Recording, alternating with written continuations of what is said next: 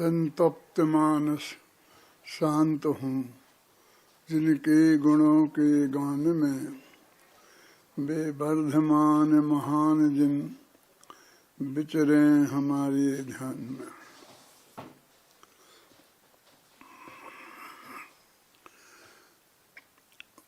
में छंद से अपन को चर्चा आरंभ करनी है। 64 छंद तक अपन ने कल बात की थी और मुक्ति मार्ग में आने की बात थी। 64वां छंद पढ़ना भाई। 64वां छंद पढ़ो।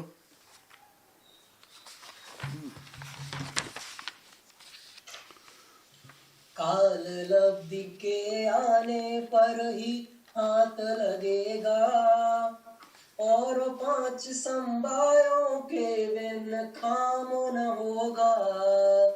एक बार तुम निर्विकल्प हो करके भाई, सहज भाव से स्वयं समझ करके तो देखो। हमने क्या है, काल लब्धि के बिना काम नहीं होगा। 5 समवाय नहीं होंगे तब काम नहीं होगा। जब काल लब्धि आ जाएगी, 5 समवाय होंगे तो सहज से काम हो जाएगा।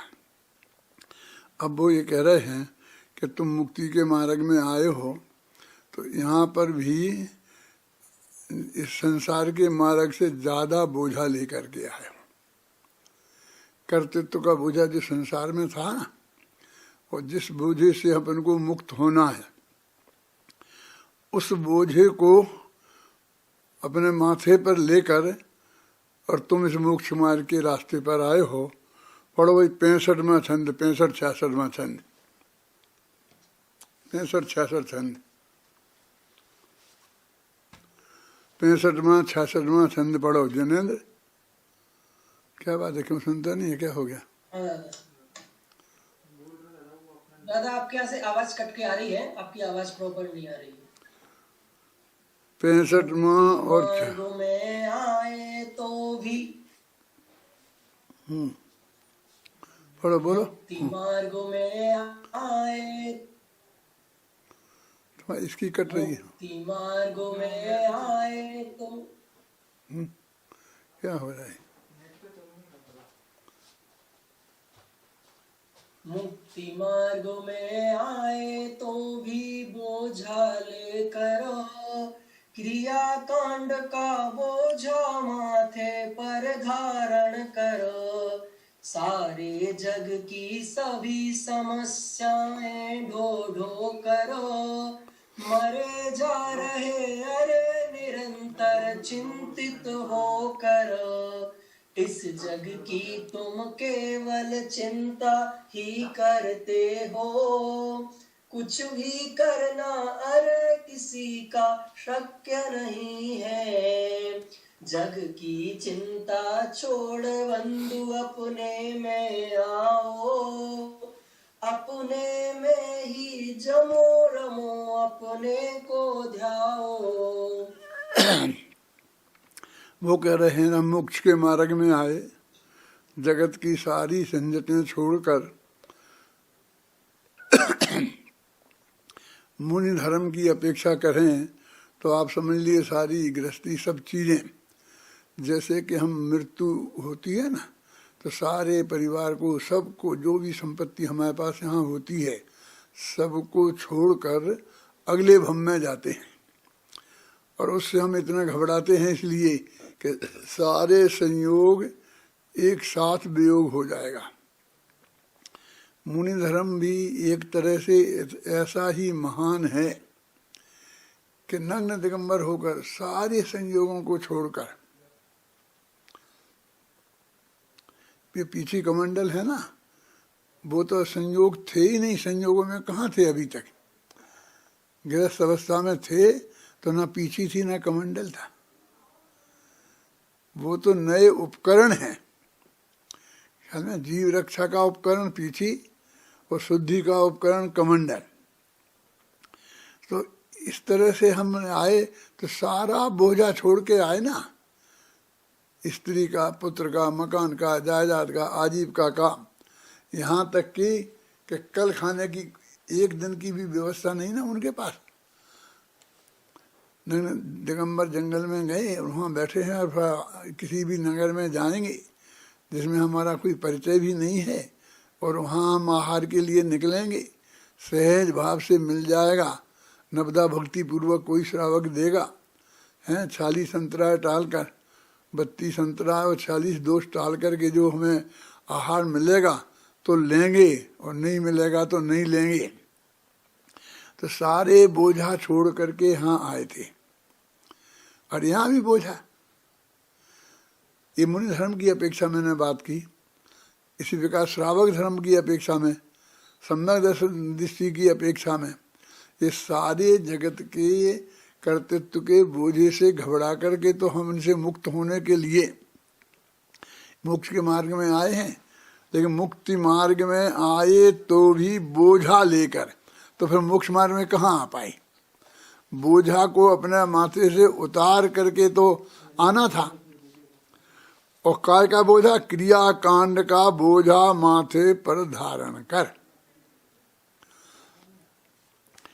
घर में जो हमारे भोजन की व्यवस्था हम करते थे, करते हैं, तो उसमें सारी साधन सामग्री जुटाई हुई पहले से घर में रहती है और बनी बना उस सामग्री को ही बस बनाकर हमें खाना है और वो हमारे हाथ में है।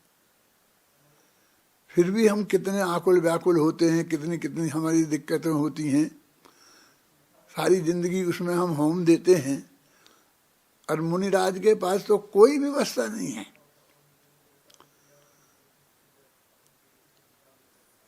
आहार के लिए निकले तो कोई पड़गाएगा कि नहीं पड़गाएगा, पड़गाएगा तो हमारे अनुसार विधि मिलेगी कि नहीं मिलेगी, वो नगदा भक्ति पूर्वक आहार देना जानता होगा कि नहीं जानता होगा, हमारे योग्य शुद्ध आहार होगा कि नहीं होगा, कुछ बात का भाई कोई निश्चित ठिकाना नहीं है। ख्याल में? तो अगर फिर सारे हमने दूसरा बोझा वहाँ ले लिया। क्या ले लिया? कि हमने उसको इतना और कठिन बना लिया क्रियाकांड के माध्यम से। मुक्ति मार्ग में आए तो भी बोझा लेकर, क्रियाकांड का बोझा माथे पर धारण कर, सारे जग की सभी समस्याएं ढो ढो कर, मरे जा रहे अरे निरंतर चिंतित होकर। सारा गांव हमारे पास समस्याएं ले लेके आता है। कल मैंने थोड़ा कहा था ना कि जब मैं जयपुर में आया था तो यहाँ पंडित चंद्रशेखर जी थे, बहुत बड़े विद्वान थे, समाज में बहुत प्रभाव था, समाज का बच्चा बच्चा उनकी बात को मानता था।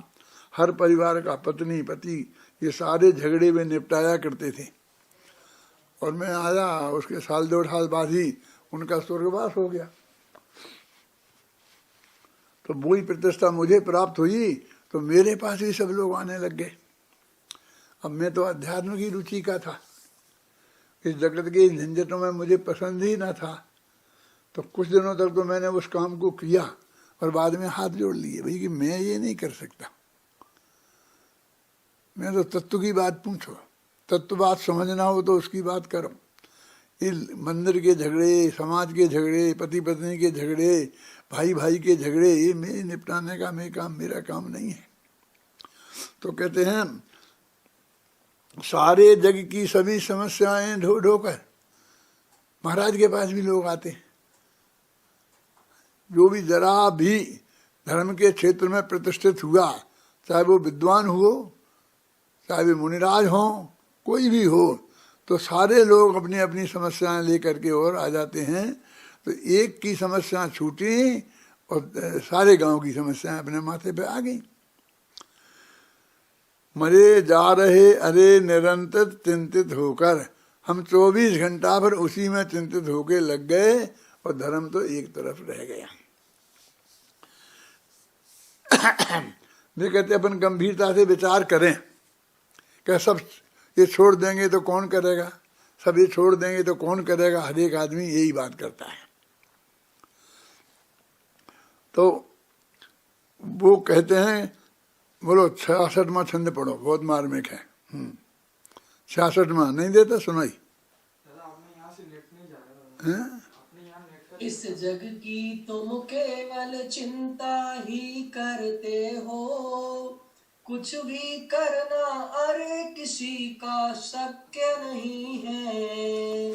जग की चिंता छोड़ बंधु अपने में आओ, अपने में ही जमो रमो अपने को ध्याओ। मगर इस जगत का तुम करते क्या हो? पूरी चिंता ही करते हो, क्योंकि किसी का अच्छा बुरा भला मुरा जीवन मरण तो तुम कर नहीं सकते हो। हैं? इस जग की केवल तुम चिंता ही करते हो, कुछ करना भी अरे किसी का शक्य नहीं है। वो सिद्धांत हमारी समझ में नहीं आता है, आना चाहिए कि हम कोई किसी का कुछ कर ही नहीं सकता। वो उसके पुण्य पाप के अनुसार उसके संयोग उसे मिलेंगे, अनुकूलता और प्रतिकूलता होगी, और वो भी वास्तव में तो नहीं कर सकता खुद, लेकिन एक दूसरे का तो कोई कर ही नहीं सकता है। जग की चिंता छोड़ बंधु अपने में आओ। यदि आत्मा का हित करना है तो ये जगत की चिंता छोड़कर अपने आत्मा में आओ और अपने में ही जमो रमो और अपने को ध्याओ। जब ऐसा कहा कि तुम क्रियाकांड के बोझा लेकर के आए हो, तो वो कहते फिर क्या करें? शुद्ध सात्विक भोजन नहीं करें, अपना जो जीवन है शुद्ध सात्विक नहीं करें। अरे हमारे जैन दर्शन के हिसाब से जो शुद्ध सात्विक जीवन है वो बिल्कुल बोझे से रहित है। ये जो शुद्ध सात्विक हमारी क्रियाएं नहीं हैं, बोझा तो वहीं बढ़ता है। इसलिए यहाँ पर 2-3 छंदों में कैसा जीवन होना चाहिए, बाहर का व्यवहार भी, यदि मुक्ति के मार्ग में आए हो तो उनकी चर्चा है। ये पढ़ो 3 छंद। क्या है भैया आज की प्रवचन क्या हो रहा है? आज इसमें से गायब है, यहाँ से गायब सब।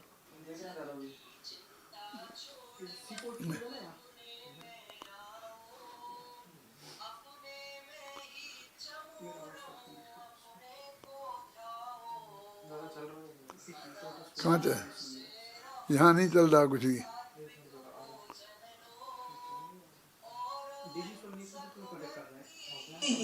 अनुपम वृत्ति है,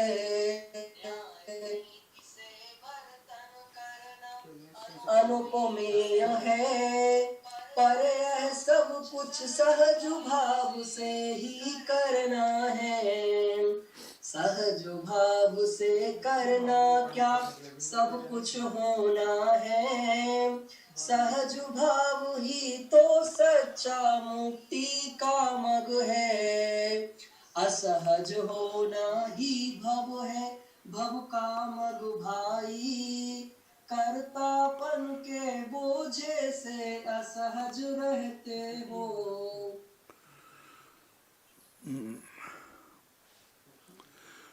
अगर सदाचार से रहो, शुद्ध सात्विक भोजन लो, अहिंसक वृत्ति रखो, क्योंकि ये असली अहिंसक वृत्ति है। जब मैं सन 67 में सबसे पहले स्टोडरमल स्मारक भवन में आया था और जो स्मारक भवन बन के तैयारी हो रहा था, तो 1-1.5 साल बाद मेरे पास एक बहुत बड़ा इनकम टैक्स ऑफिसर आया। वो तो जो समझते थे ये हिंदुओं जैसा मंदिर है और ये इसके पुजारी हैं, इसलिए वो मेरे से ये सब पूछने के लिए आया कि आप ये मंदिर किसने बनाया, इसका पैसा कहाँ से आया, इसे ऐसी सब बातें बहुत वो इनकम टैक्स के पॉइंट ऑफ व्यू से सब मेरे से पूछने लगा। और मेरे पास जो कुछ ज़्यादा जानकारी थी, मैं ज़्यादा उस वक्त समझता भी नहीं था, तो मैंने वो उन्हें बताई और बाद में कहा कि मैं तो अभी अभी आया हूँ, ये तो पहले से बन के तैयार था, मैंने अभी अभी काम संभाला है। थोड़ी सी बात करने के बाद वो बोला कि गुरुजी मैं एक प्रश्न आपसे करना चाहता हूँ। मैंने कहा बोलिए। तो उसने मेरे से कहा कि जैनी लोग के पास इतना पैसा कहाँ से आता है, ऐसा उसने मुझे से बोला। ये सभी मंदिर खड़े होते जाते हैं, ये खड़े होते जाते हैं, ये हो जाते हैं, कहाँ से आता है इतना पैसा। और ये इनके पास कभी कोई देखते हैं, सारे हिंदुस्तान में पूरा जो जैन समाज है बहुत सुखी और समृद्ध समाज है। इसका कारण क्या है?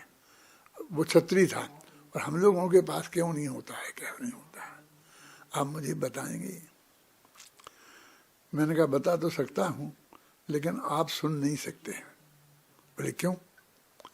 अब मैं आप तो जांच करने आए हैं कैसे क्या है, अब इसका जो वो होगा तो होगा, लेकिन असली बात मैं बताऊंगा तो आप बर्दाश्त नहीं कर पाएंगे। बोले नहीं नहीं आप बताइए। बोले वो जांच वाँच तो हो गई, हमने समझ ली, हम ये भी समझ गए कि आप इसमें कुछ नहीं समझते हैं, ना आप इसमें इन्वॉल्व हैं, आप तो अभी अभी आए हैं, अब उसकी जांच तो हम जैसे करेंगे सो करेंगे, लेकिन आप विद्वान हैं और बड़े यहाँ पर हमने सुना प्रवचन करते हैं, तो मैं आपसे ये पूछना चाहता हूँ कि जैनियों के पास इतना पैसा कैसे? मैंने कहा देखो, जैनियों की वृत्ति और प्रवृत्ति, खान पान और रहन सहन बिल्कुल शुद्ध सात्विक और अहिंसक है। खाने पीने में कितना खर्चा होता है? आज से 50 साल पहले की बात है, तो उस वक्त तो आज के ज़माने के हिसाब से बहुत अधिक वो थी, क्या बोलते, महंगाई नहीं थी, सब चीज़ें सस्ती मिलती थी और खाने पीने की सामग्री तो सब बहुत सस्ती मिलती थी। तो मैंने कहा कि किसी आदमी को 2000 रुपये महीने की भी इनकम है अपना सहज भाव से, तो 1500 रुपया उसको खर्च होते हैं, वो 500 रुपया इकट्ठा जोड़ता है, उन्हें जोड़ता है तो बैंक में डाल देता है, ब्याज से लगा देता है, फिर बढ़ते ही जाते हैं। खर्चा नहीं बहुत, इसके शुद्ध सात्विक जीवन में से कोई खर्चा होता नहीं है। और इसलिए सब जैनियों में खान पान रहन सहन बहुत शुद्ध सात्विक है, इसलिए उनके पास जो जरा भी ओवर इनकम होती है तो वो बराबर निरंतर बढ़ती ही जाती है, बढ़ती ही जाती है। और आप लोगों के सातों व्यसनों में निरंतर आप लोग मस्त रहते हैं, चाहे जितना करोड़ों रुपया आपके पास हो जाए, 2 दिन में वेश्यावृत्ति में उड़ा देंगे, मांस मदिरा में उड़ा देंगे, इसमें व्यसनों में हजारों लाखों रुपया भी कम पड़ता है। और शुद्ध सात्विक खान पान की वृत्ति हो तो उसमें खर्चा ज़्यादा नहीं है, इसलिए इनके सहज जुड़ता जाता है। जब तक इनका जीवन सदाचारमय रहेगा, शुद्ध सात्विक रहेगा, 7 व्यसनों से बचा रहेगा, तब तक दुनिया की कोई ताकत इनको गरीब नहीं कर सकती। क्यों? मैं कहा देखो, इनको आप टैक्स वाले लूटें, इनकम टैक्स वाले लूटें, सेल टैक्स वाले लूटें, फिर चंदा करने वाले लूटें, समाज वाले लूटें, मोहल्ले के गुंडे लूटें, हर एक को इनको देना पड़ता है। जरा सी दुकान लेके बैठा है एक बनिया और सब लोग लाइन से लगा के आते हैं और हर एक की पूजा उन्हें करती। भारतीय जनता पार्टी वाला भी आएगा, कांग्रेस वाला भी आएगा, जो आएगा उन सबको देना, न मालूम किसका राजा आ जाए और किस वक्त कौन क्या परेशान करे। ये सब लूटते हैं, फिर भी ये पनपते हैं। और आप सबको लूटते हैं फिर भी नहीं पनपते हैं, क्योंकि 7 व्यसनों से चाहे जितना इकट्ठा कर लो वो जुड़ नहीं सकता है। जब तक जैन समाज में शुद्ध सात्विक वृत्ति रहेगी तब तक दुनिया की कोई ताकत उसको गरीब नहीं बना सकती। जो मैंने ये बात कही तो बहुत गंभीरता से सुनता रहा, मुझे डर लग रहा था कि ये नाराज हो जाएगा, लेकिन फिर वो जब गया अभिनंदन जी तो मेरे पैर पड़ के गया कि गुरु जी आपने सच्ची बात कही है और हमारी यही हालत है। और मुझे पैर पड़ के गया, 1 साल ही आया हुआ था जब मैं 67-68 की बात हुई होगी।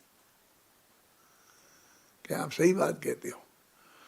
तो इसलिए मैंने 2-3 छंद लिखे हैं कि सदा सार से रहो, शुद्ध सात्विक भोजन लो, और अहिंसक वृत्ति ही अनुपम वृत्ति है, न्याय नीति से बर्तन करना अनुपमेय है, पर सब कुछ है सहज भाव से ही करना है। अभी ये सहज भाव से माने इसमें भी आकुलता नहीं करनी है, बस हमारी जितनी सामान्य तरीके से इनकम है अब उतने सहज भाव से उतने में पेट पर। देखो हम इस देश में हमारी भोजन और हमारे एक मेन समस्या है। अमेरिका में भोजन पर खर्चा होता है 5%, 10%, समझिए ना, और बाहरी चीज़ों पर खर्चा होता है बहुत ज़्यादा। और हमारे देश में हर आदमी के घर पे 60-70% हमारे गरीब आदमी का, सामान्य आदमी का भोजन आदि में चला जाता है, और 20-25% बचता है, उसी में बचत कर लें, उसी में हमारी बाहर की चीज़ें ले लें। धीरे धीरे जिसको हम देश की तरक्की कहते हैं, उस देश की तरक्की में बाहर में और खर्चे बढ़ते जाते हैं, भोजन का खर्चा में उतना नहीं बढ़ता है। तो ये जो शुद्ध सात्विक भोजन की वृत्ति जिनकी है और जिनके साथ व्यसन नहीं है, जो जुआ नहीं खेलते, अरे जुए में तो लाखों 5 मिनट में गंवा सकते हैं, जुए में तो पांडव जैसे इनका अभी आज सम्राट राजा थे, जरा वर्णन करो, पांडव पुराण में पढ़ो अथवा महाभारत में देख लो, तुम्हें टीवी पे देखा तुमने, तो पहले बिल्कुल सम्राट थे और दूसरे दिन जाकर के सारा राज्य उन्होंने अपने जुए में लगा दिया, फिर पत्नी तक लगा दी। बोलो क्या होना? 3 खंड के मालिक कहलाते थे, चक्रवर्ती कहलाते थे, ये हालत थी उनकी वहां पर। तो 7 व्यसनों में ये आदमी बर्बाद होते देर नहीं लगती है। और शुद्ध सात्विक जीवन, खान पान, सदाचार की वृत्ति, इसमें हमारी सुख और शांति कभी भंग नहीं होती है। कहते सहज, कहते और ये सब सहज भाव से करना है। क्या सहज भाव से करना है? देखो आज भी लाख रुपए महीना भी खर्चा किसी गृहस्थ का है, और हजारों लोग ऐसे हैं कि जिनकी इनकम ही लाख रुपए महीना नहीं है, 50,000 है, 40,000 है, तो वे नहीं चलते हैं, उनका भी चलता है। और ऐसे भी लोग यहाँ भी बैठे होंगे जो 20-25 हजार ही महीने भर में कमाते होंगे, वे भी तो भूखों नहीं रहते हैं। वो भूखों रहने वाले भी अलग हैं, वो 7 व्यसन वाले हैं, वो मजदूरी वाले हैं। वो मजदूर साधारण क्लर्क से दुगनी कमाई करता है तो भी वो 7 बजे शाम को जाके शराब पीता है, तो वो वैसे ही का वैसा रहता है। और शुद्ध सात्विक वृत्ति वाले के नहीं होता है। सहज भाव से करना क्या सब कुछ होना है। फिर वो कहते सहज भाव से तो करें, सहज भाव से तो करें, तो कहते इतना बोझा भी अपने माथे पे नहीं रखना कि सहज भाव से करना क्या सब कुछ होना है। सहज भाव से सब कुछ होता है। सहज भाव ही तो सच्चा मुक्ति का मग है। असहज होना ही भव है, भव का मग भाई। कर्तापन के बोझे से असहज रहते हो। जब तक तुम कर्तृत्व का बोझा अपने माथे से नहीं उतारोगे, तब तक तुम्हारा जीवन सहज नहीं हो सकता। असहजता तुम्हारे जीवन में निरंतर बनी रहेगी। असहजता ही आकुलता है। अभी हमारे बुजुर्ग लोग हमसे कहा करते थे कि आमद थोड़ी और खर्च घनेरा, यह लक्षण मिट जाने का। और शक्ति थोड़ी, क्रोध घनेरा, यह लक्षण पिट जाने का। धर्मशास्त्र में और अर्थशास्त्र में क्या फर्क है जानते हैं आप? अर्थशास्त्र कहता है खर्चे कम मत करो, खर्चे बढ़ाओ, खर्चे बढ़ाओगे तो कमाई करोगे, दुगनी चौगनी सब बढ़ावे, और तुमने अधिक नहीं। धर्मशास्त्र कहता है कि खर्चे कम करो, कमाई बढ़ाने की बात नहीं करता है, खर्चे कम करने की बात करता है। अपने जयपुर के एक दीवान साहब थे, सच्ची घटना है कि वो राजा के बहुत प्रमुख दीवानों में से थे और सारा आर्थिक मामला वो संभालते थे। सबकी तनख्वाहें बढ़ती थी महीने में, तो वो ही सारा डिसीजन करते थे। तो सारा डिसीजन करके सबकी तनख्वाहें बढ़ा देते थे, लेकिन अपनी तनख्वाह पे मैं अपनी कैसे बढ़ाऊं। तो ऐसे 5-7 साल निकल गए, सच्ची घटना है, मोटा नहीं। तो उनकी तनख्वाह उतनी ही थी दीवान जी की, और सबकी दुगनी हो गई थी। तो राजा का ध्यान गया कि ऐसा ऐसा हुआ है। तो उसे बहुत दुख हुआ कि ये मेरी ड्यूटी थी कि इनका ध्यान मुझे रखना चाहिए था। ये सबका ध्यान रख रहे थे, लेकिन इनका ध्यान मुझे रखना चाहिए था। तो वो उन्होंने दीवान जी से कहा कि साहब आपको ऐसा ऐसा हुआ है। तो उन्होंने कुछ नहीं कहा, मुस्कुरा कर रह गए। तब राजा साहब बोले कि नहीं नहीं, ये तो ठीक नहीं है, आप बोलो, आप जितना कहो हम आपका उतना बढ़ा दें। तो वे कुछ नहीं बोले, कुछ नहीं बोले।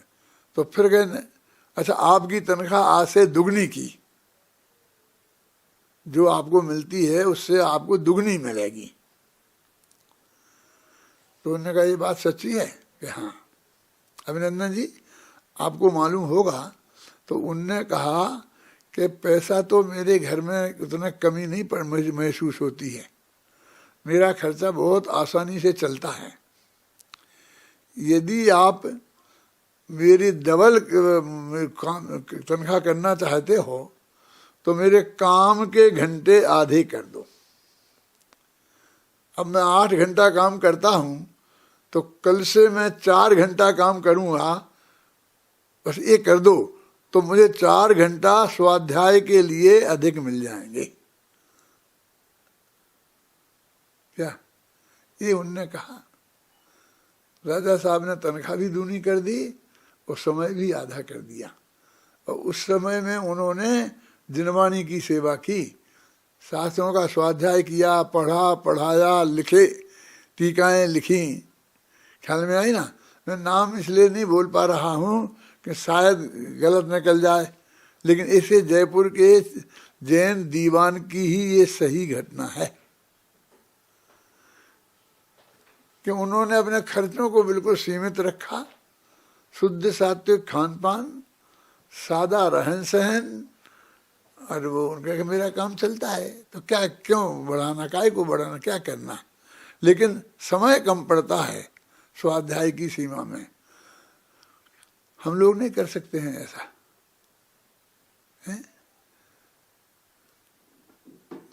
सुख शांति की प्राप्ति में सहज भाव से, अरे भाई पुण्य का उदय उनका नहीं आया होता तो राजा उनको डबल करने की बात नहीं करता। अपने यहाँ एक श्लोक आता है कि तुष्टो ही राजा यदि सेवकेभ्या भाग्यात् परम नैव दधाति किंचित अहर्निशं वर्षति वारी वाहा तथापि तृतीयात् पत्रः पलासा। एक पलाश का पेड़ होता है, पलाश जानते हैं, ढाक। हमारे बुंदेलखंड में तो उसे छेवला बोलते हैं। तो वो जंगल में होता है, तो उसमें जो डालियां निकलती छोटे छोटे, तो एक एक छोटी छोटी सी टहनी निकलती है। उस टहनी में 3 पत्ते आते हैं, हर टहनी में। न 4 पत्ते कभी आते हैं, न 2 आते हैं, 3 पत्ते आते हैं। तो ढाक में 3 पत्ते आते हैं। तो वो उसका उदाहरण देते हैं कि कितनी ही बरसात बरसे, लेकिन ढाक में 3 ही पत्ते आएंगे, 4 पत्ते नहीं आएंगे कभी। ऐसे ही राजा अपने सेवकों से कितना ही संतुष्ट हो जाए, कितना ही खुश हो जाए, लेकिन भाग्य से अधिक नहीं दे सकता। भाग्य में जितना उसके है वो उतना ही देगा। यदि 1000 रुपये महीने वाला नौकर से राजा खुश हो जाएंगे तो 100 रुपये बढ़ा दिए, 1100 कर दिए। और यदि 10,000 रुपये महीने वाले सर्वेंट से खुश हो जाएंगे तो 100 नहीं बढ़ाएंगे तो 1000 बढ़ाएंगे। ये आप जानते 11,000 करेंगे। वो जितना उसका होता है, समझ में ना, वो उसके अनुसार भाग्यात परम नैव ददाति किंचित, उस भाग्य के अनुसार ही वो दे सकता है। इसलिए अपने जीवन में संतोष लाना, सहजता रखना और सहजता पर पूरा भरोसा रखना। देखो करतापन का बोझ उतारो सहज भाव से, सहज भाव से सहज सहजता में आ जाओ। आना जाना तो केवल भाषा है भाई, आना जाना कहीं नहीं मुक्ति मार्ग में। सुनाओ ये पढ़ के, बहुत अच्छा छंद है। देखो क्या है। करतापन का बोझ उतारो सहज भाव से, सहज भाव से सहज सहजता में आ जाओ। आना जाना तो केवल भाषा है भाई, आना जाना कहीं नहीं है मुक्ति मार्ग में। वो कह रहे हैं अपने कर्तापन का बोझ उतारो और अपने आत्मा में आ जाओ।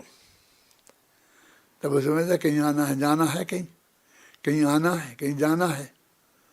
तो आना जाना केवल भाषा है, मोक्ष के मार्ग में कहीं नहीं जाना है।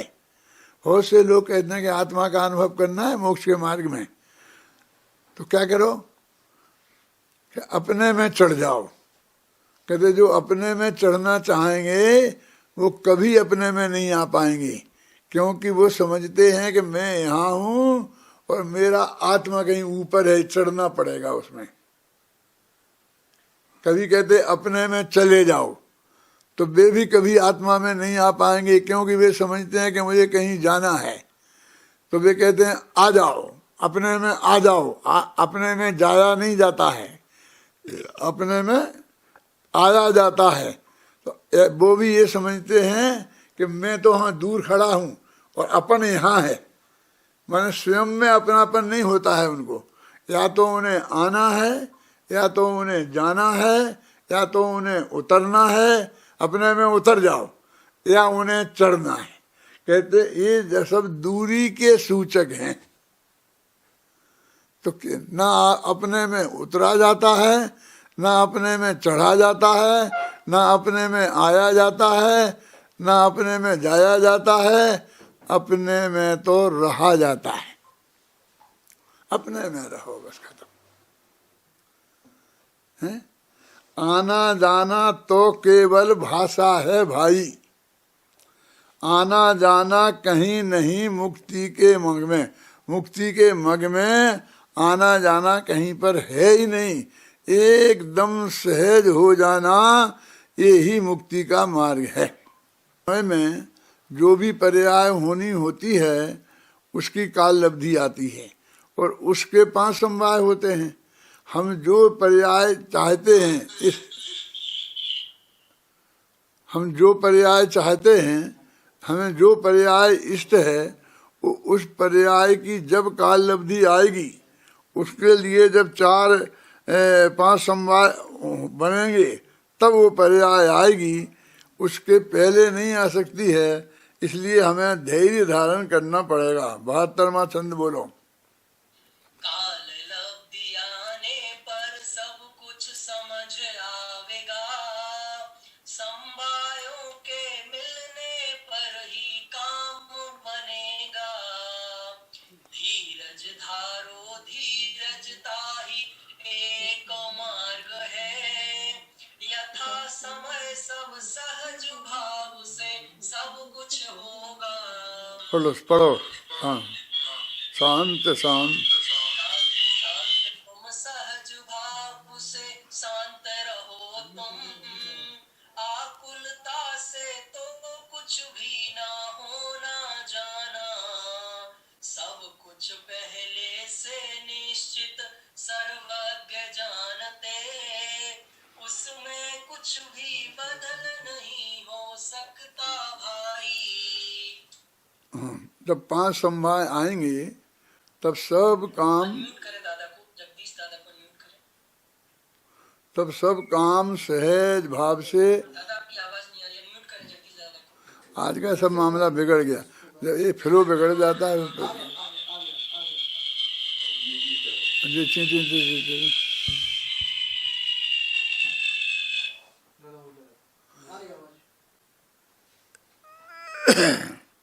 देखो वो ये कह रहे कि तुम सहज शांत भाव से रहो, सहज ही तुम्हारा अच्छा समय आएगा और मुक्ति का मार्ग का समय भी आएगा, तो सब काम सहज भाव से होंगे। वो उसके लिए वो एक बहुत बढ़िया तर्क देते हैं। लोग पढ़ो ये जो 74 में छंद में, जो कुछ जैसा आज हो रहा है दुनिया में, उसके बारे में वर्धमान से पूछा जाता, बतलाते या नहीं तुम्हारा मन क्या कहता, बतला देते तो फिर तो सब नक्की ही था। जब ये प्रश्न कर रहा है आपसे कि आज के संबंध में, आज जो कुछ दुनिया में जैसा हो रहा है उसके बारे में वर्धमान भगवान से 2500 वर्ष पहले समूह शरण में कोई आदमी यदि पूछता कि भाई आज से 2500 साल बाद क्या क्या होगा, तो वो ये कहते कि तुम अपने मन से पूछो। हर एक आदमी से ये कहते, हम नहीं बता रहे, शास्त्र नहीं कह रहे, भगवान नहीं बता रहे, तुम अपने ही मन से पूछो कि तुम्हें क्या लगता है, क्या लगता है कि वो बता पाते कि नहीं बता पाते।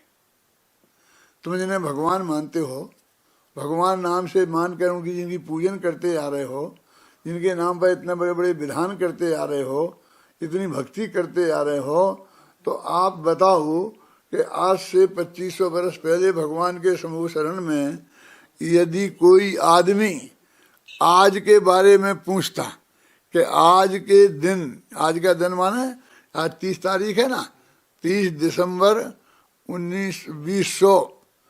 2020 में जो ढाई दीप में आज क्या होगा ये वर्धमान महावीर से पूछा जाता, तो वे बता पाते कि नहीं बताते। तुम ये बात अपने मन से पूछो। हम ये नहीं कहते भगवान ने कहा था, उसका कहा था, तो वो कहते बता, हाँ बता देते, क्योंकि ऐसा तो कोई आदमी है ही नहीं। सारी जैन समाज में कितना ही नास्तिक हो, कितना ही हो कि वो ये कह देवे कि नहीं नहीं बता सकते थे। यानी भगवान को सर्वज्ञ मानते हैं। वो अपनी क्रमबद्ध पर्याय है ना, तो उस क्रमबद्ध पर्याय के पहले ही छंद में मैंने ऐसा लिखा है कि सारी दुनिया अपने भगवान को सर्वज्ञ मानती है, देव को सर्वज्ञ मानती है और गुरु को मर्मज्ञ मानती है। छंद याद है? बता सकते हो पढ़ के? हाँ, पहले ही छंद है, पहला दूसरा छंद है। हाँ हाँ, स्वयं सिद्ध सर्वज्ञ स्वभावी परमात्म का अभिनंदन, अज अनादि मध्यांत आत्मा का कर कोटि कोटि वंदन, बीतराग सर्वज्ञ हितंकर अरहंतों का सिद्धों का वंदन अभिनंदन करते हैं सभी संत भगवंतों का, अपने अपने इष्ट देव को सभी मानते हैं सर्वज्ञ, अपने अपने गुरुजनों को सभी मानते हैं मर्मज्ञ, दिव्य ध्वनि अनुसार रचित जो शास्त्र वही जिन वाणी है, से अपनी बात बनानी है। ये एक प्रवृत्ति है। विश्व के जितने भी धर्म हैं, दर्शन हैं, चाहे वो ईसाई धर्म हो, हिंदू धर्म हो, मुस्लिम धर्म हो, जैन धर्म हो, बौद्ध धर्म हो, अपने अपने जिसको वो इष्ट देवता मानते हैं उसे सर्वज्ञ जरूर मानेंगे। वो सब कुछ जानता है। उस पर चाहे विचार गंभीरता से करें चाहे नहीं करें, लेकिन सब सर्वज्ञ उन्हें मानते हैं। और अपना जो गुरु है, जिसको वो अपना गुरु मानते हैं, उसे सर्वज्ञ नहीं मानते हैं तो मर्मज्ञ मानते हैं कि वो मर्म की बात है। और जो उनके भगवान ने बताया और जो उनके गुरुदेव ने बताया, उस वाणी को वे शास्त्र कहते हैं। इस तरह देव, शास्त्र, गुरु तीन हो गए, जो लगभग मोटे तौर से सभी के मान्यता की दृष्टि से श्रद्धास्पद हैं। और उनके अनुसार ही प्रत्येक धर्म वाले अपना कार्य जीवन में करते हैं। तो वो ये कहते हैं कि तुम भगवान महावीर के भगत हो, तो उसी सिद्धांत के अनुसार तुमको ये बात कैसी लगती है कि आज जो यहाँ हो रहा है सब कुछ है, ये सब बात कोई भगवान महावीर से वहाँ पूछी जाती तो भगवान महावीर बता सकते थे कि नहीं? तो हर आदमी जो भगवान महावीर का अनुयायी है वो एक क्षण में कहेगा हाँ बता सकते थे, उसमें क्या। यानी वो भगवान को सर्वज्ञ मानता है। उसके बारे में फिर मेरे से क्या दूसरा प्रश्न किया जाएगा, मैं कैसे सिद्ध कर पाऊंगा कि नहीं कर पाऊंगा, उससे उसे कुछ मतलब नहीं है। ये किसी भी आदमी से ये बात पूछोगे तो वो मानता है। और हम ये कह रहे हैं, वो आचार्य कहते हैं कि यदि वो बता सकते थे तो इसका मतलब जो आज ये हो रहा है वो तुमने प्लानिंग से किया है, बहुत मेहनत से किया है, कोशिश किया है, इससे हुआ है कि ये बात होना पहले से ही नक्की था कि तुमने तय किया है इसलिए हुआ है। आप भी मतलब बोलो। तो यदि ये बात आ गई हमारे समझ में कि ये पहले से ही नक्की था, तो इसके क्या रिजल्ट हैं फिर, इस पे हम विचार करें गंभीरता से। तो अगला छंद पढ़ो 75 में देखो। बेशांत रहे उनको कुछ भी। ये रोला आ गया भैया, रोला। बेशांत रहे उनको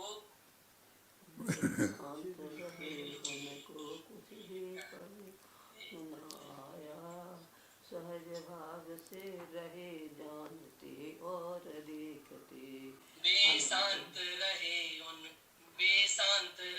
उनको कुछ भी परिणाम नहीं। परिणाम ना आया। बेशांत रहे उनको कुछ भी परिणाम न आया, सहज भाव से रहे जानते और देखते। अनंत वीर्य के धनी किंतु कुछ भावना।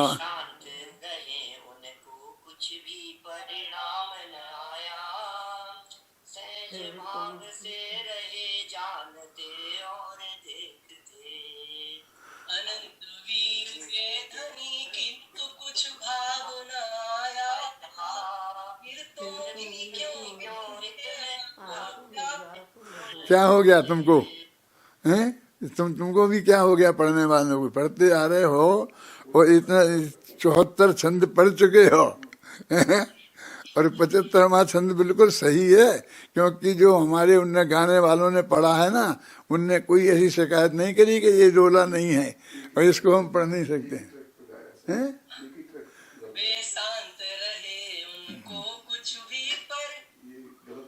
पिछले 2 छंद पढ़ो, फिर से पढ़ो। वर्धमान के जो कुछ, हाँ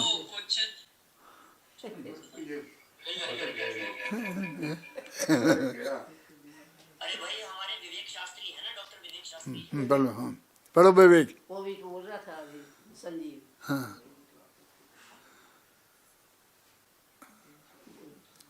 विवेक बोलो। मेरा भी फ्लो टूट जाता है ऐसे टूट जाने से। क्यों भाई बोल नहीं रहे कोई? तुम कह दो ना विवेक से, अभी सुनी नहीं उसने। अब बोल रहे अच्छा अच्छा, हाँ।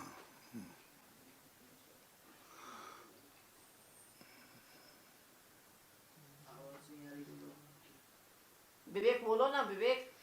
आवाज नहीं आ रही, वो मेन मेन का आवाज खोल दो ना, वहाँ लैपटॉप से खोल दो वैसा।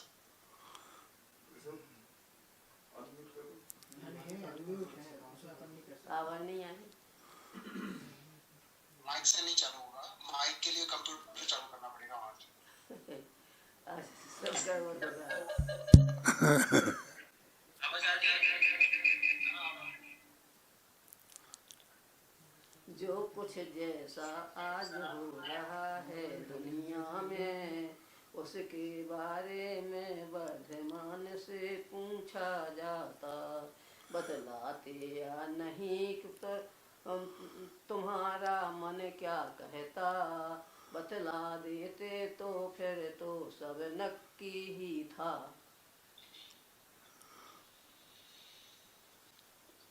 जो कुछ जैसा आज हो रहा है दुनिया में, उसके बारे में वर्तमान से पूछा जाता, बतलाते या नहीं तुम्हारा मन क्या कहता, बतला देते तो फिर तो सब नक्की ही था।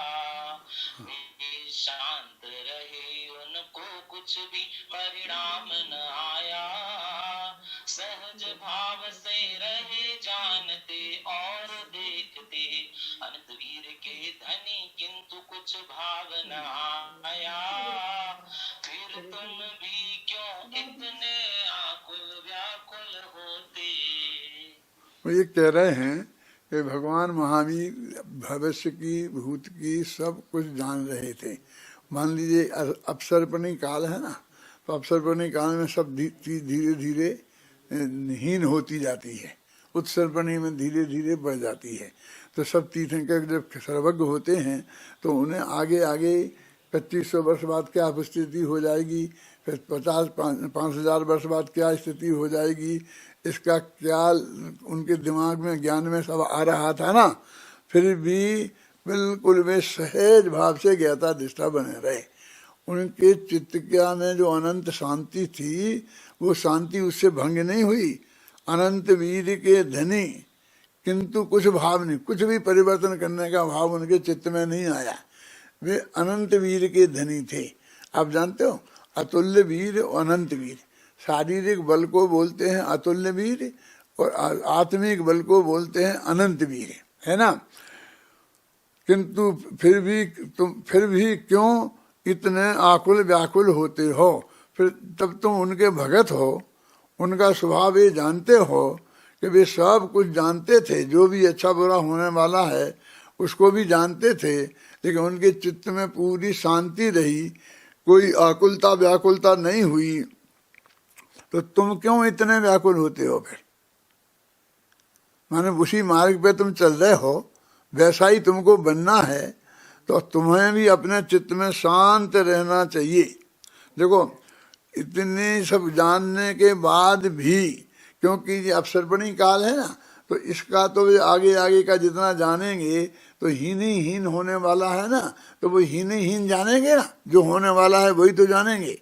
और ये बताया है, खैर वो तो ये बताते ही हैं कि अभी जो 2500 वर्ष के बाद क्या होगा अभी तो उन्हें जाना ही था, लेकिन वो तो ये बताते हैं कि इससे चौथा काल आएगा, फिर 5वां काल आएगा, 5वें के बाद 6वां आएगा, 6वें के बाद फिर 6वां आएगा, फिर 5वां आएगा।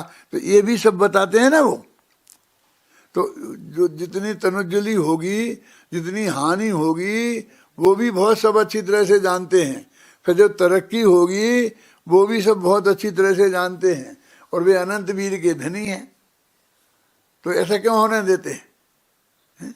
नहीं होने दें, हैं?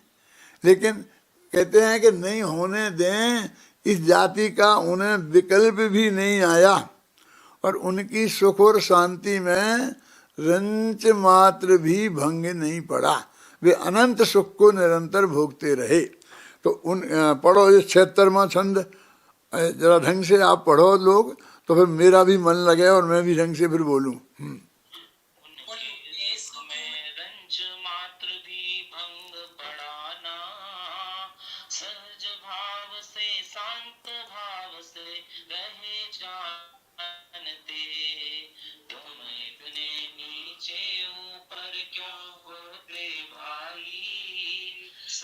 भाव से अपने में ही रहो निरंतर। ये जो अभी तो अपने वो बन गया है ना कैसेट, और बिल्कुल तैयार तुम्हारे पास मौजूद है, तो तुम इन छंदों को उससे नहीं चला सकते हो।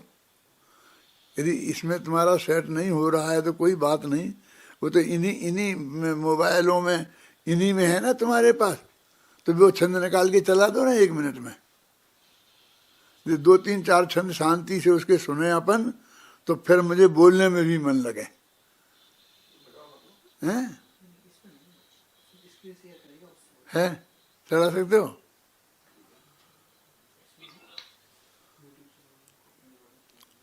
सबके पास मौजूद है, तैयार है, बिल्कुल बढ़िया, उनके गाए हुए। हाँ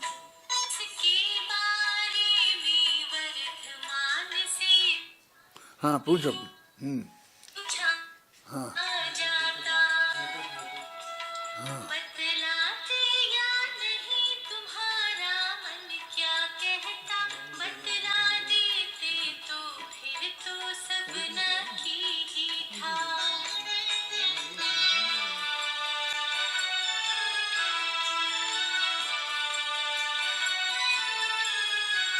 शांत रहे उनको कुछ भी परिणाम न आया, सहज भाव से रहे जानते और देखते।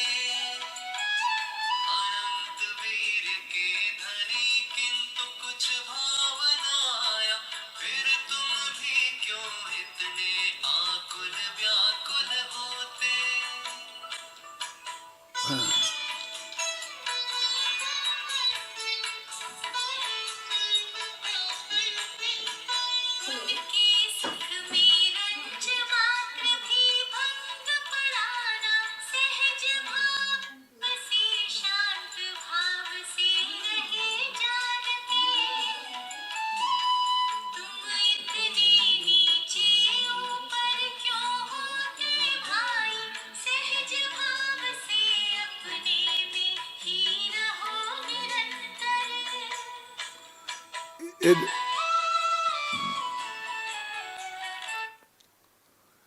ये जो कहा था उसमें कि न आत्मा में चढ़ा जाता है, न उतरा जाता है, न आया जाता है, न जाया जाता है, निरंतर रहा जाता है।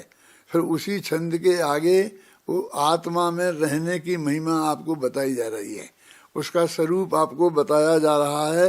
तो इसमें भी ये कहा है कि देखो वो भगवान महावीर जो भी सर्वज्ञ हैं, वो सब 3 काल के उतार चढ़ावों को बहुत अच्छी तरह से जानते हैं। बड़ी से बड़ी सुनामी आने वाली है उसको भी जानते हैं, हजारों लोग मरने वाले हैं, जीने वाले हैं, उसको भी जानते हैं, और बहुत सुख और शांति जगत में शांति रहती है उसको भी जानते हैं। इनसे उनके चित्त में रंच मात्र भी हर्ष और खेद उत्पन्न नहीं होता।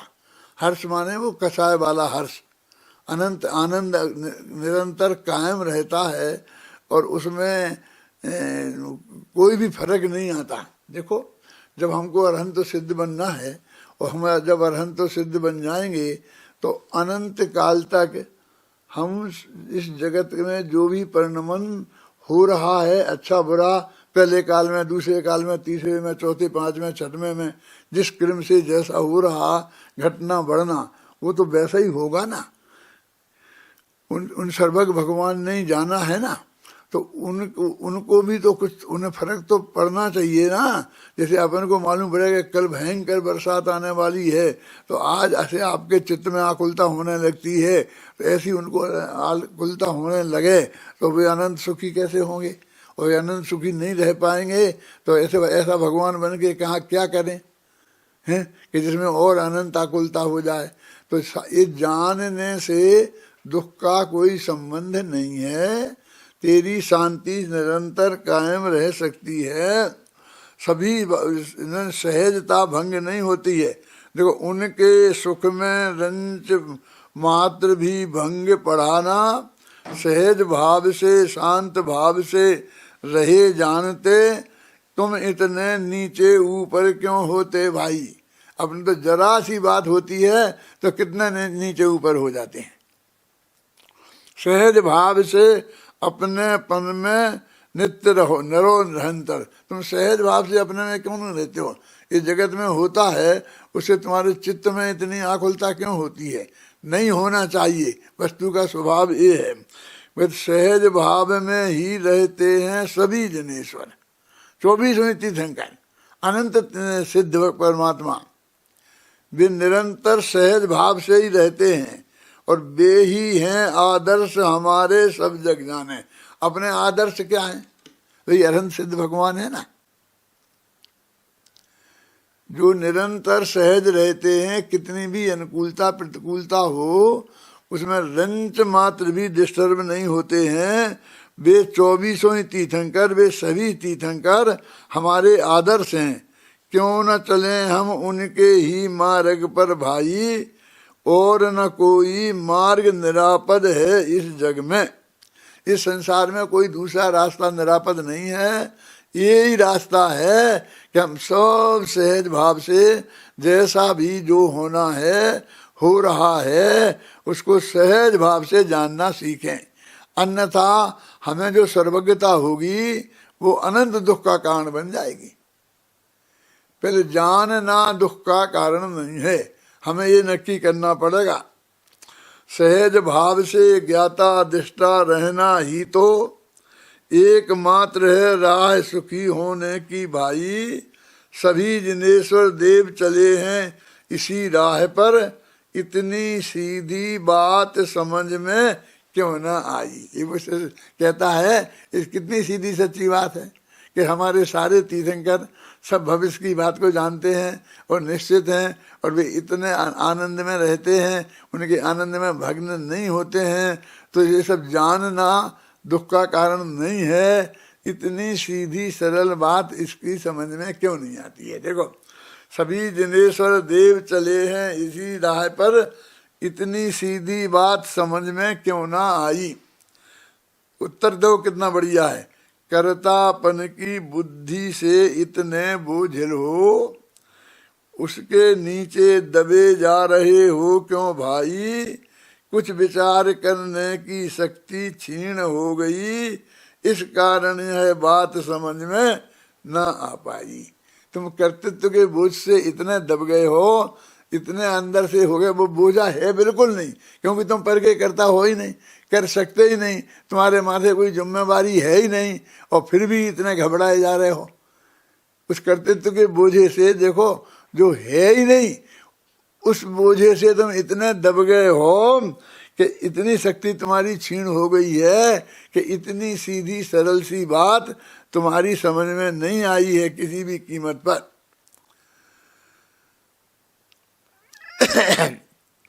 इसलिए गंभीरता से तुम विचार करो तो तुम्हारी ये बात समझ में आएगी। कैसे आएगी? तो फेर फार करने की भावना उचित नहीं है। जो जैसा हो रहा सहज स्वीकार करो तुम, व्यर्थ विकल्पों से कुछ भी ना होने वाला, आकुलता ही हाथ लगेगी और कुछ नहीं। इसलिए व्यर्थ के विकल्प छोड़कर जगत में जो सहज होने वाला है उस सहज भाव से सहजता को स्वीकार करो तो तुम्हें शांति की प्राप्ति होगी। बस हो गया। 80वीं गाथा तक करने का संकल्प था तो वो अपना पूरा हो गया।